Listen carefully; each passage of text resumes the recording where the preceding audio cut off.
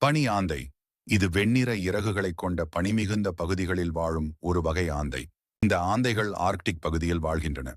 இவை ஆர்க்டிக் ஆந்தை, வெண் பேராந்தை எனவும் அழைக்கப்படுகின்றன.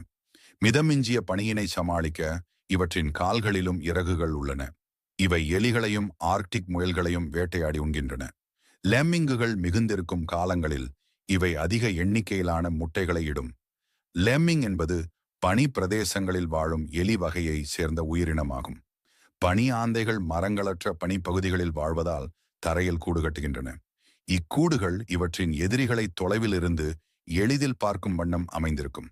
இப்பறவை கனடாவில் உள்ள கியூபெக் மாநிலத்தின் மாநில பறவையும் ஆகும். நன்றி.